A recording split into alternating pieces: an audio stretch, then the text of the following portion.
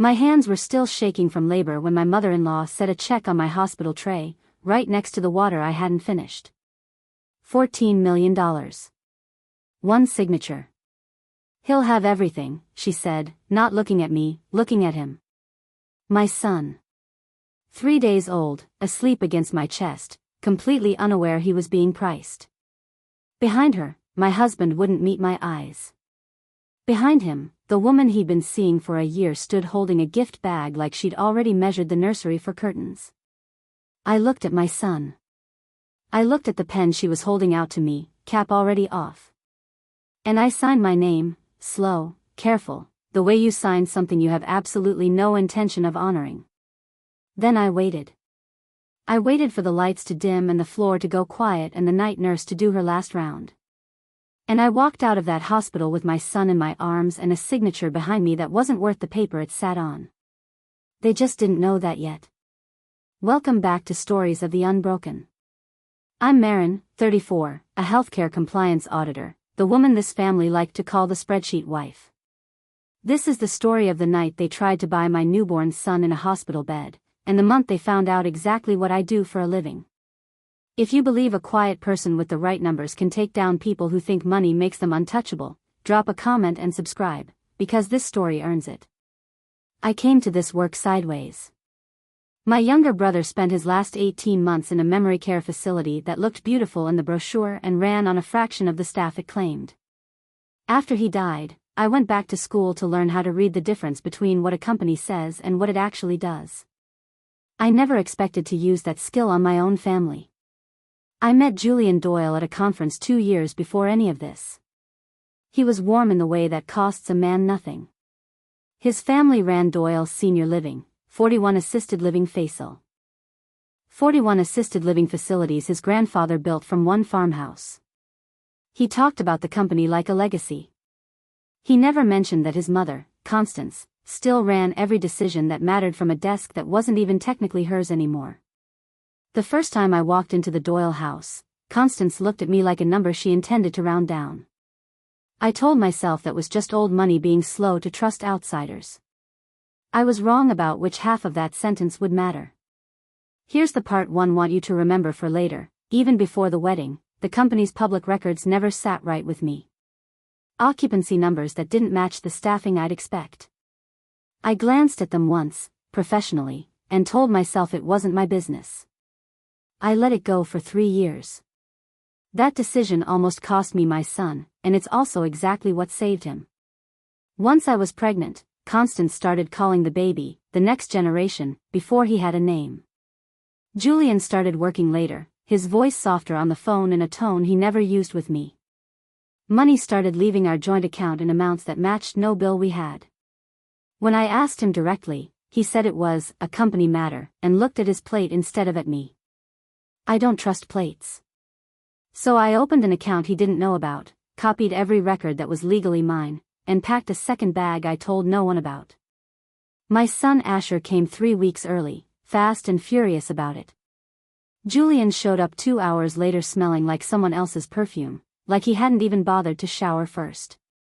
The person who actually held my hand through it was Helen, my old mentor, a retired state investigator who drove 2 hours the second I called, no questions asked.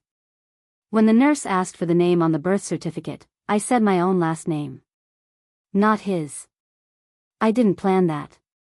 It just came out of me, fast, before I could second guess it. Constance arrived on day 3, and she didn't come alone. Julian.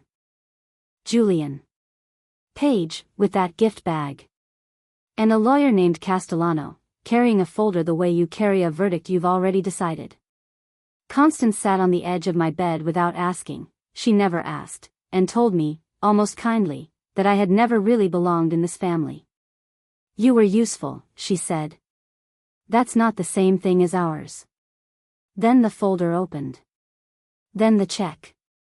Then the line, waiting for my name. People always ask how I could sign something like that with my own son in my arms. Here's the answer, and it's the whole reason none of what came next was reckless. A document signed in a hospital bed, 3 days postpartum, with your husband's mistress standing in the room, is not a court order. It's not even close to one. Surrendering parental rights legally requires a hearing, an oath, a judge looking you in the eye and confirming, on the record, that you understood exactly what you were giving up. There was no judge anywhere near that folder. There was a pen and a number, dressed up to look like a wall. And there was no order on this earth that said I couldn't walk out of that hospital with my own child. So I signed slow enough for the room to relax.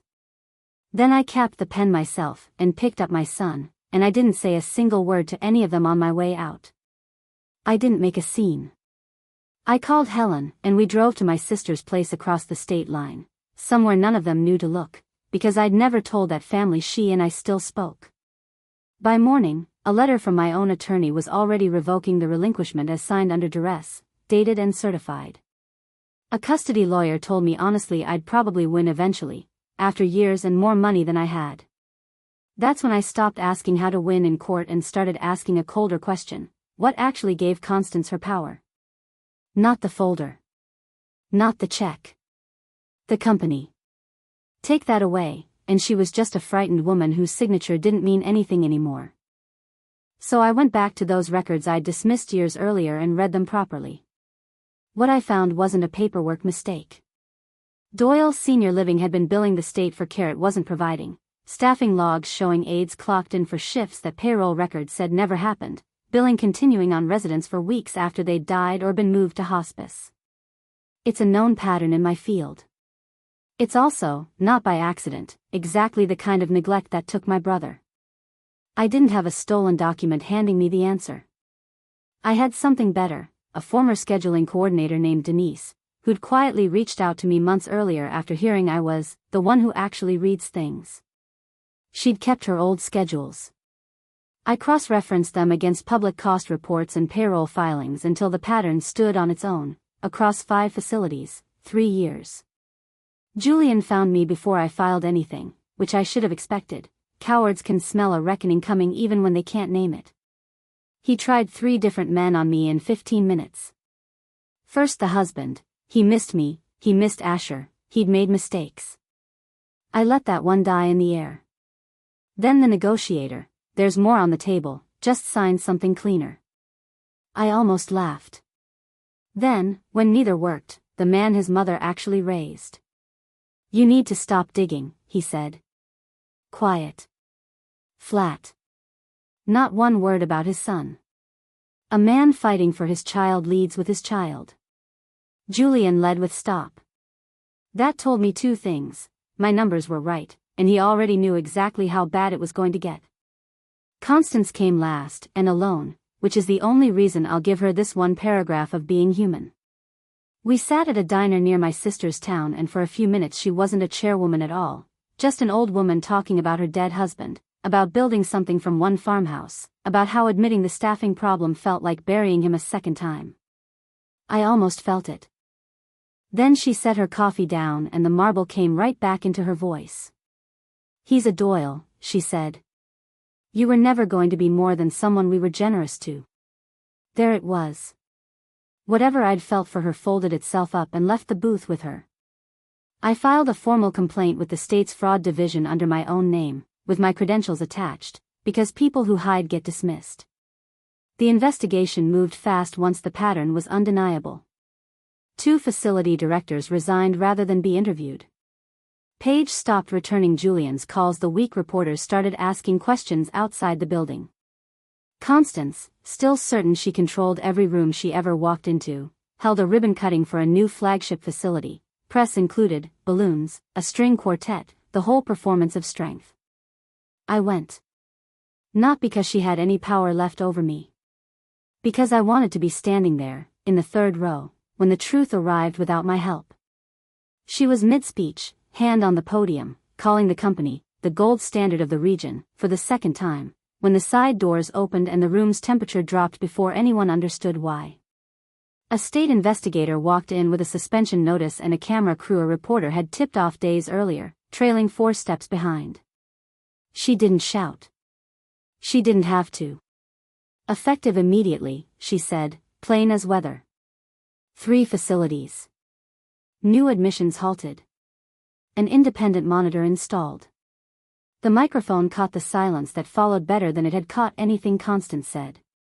Somewhere behind her, the operations director who'd stood at her side for 11 years took one step back from the podium, just one, and didn't move beside her for the photo. Nobody in that room missed it.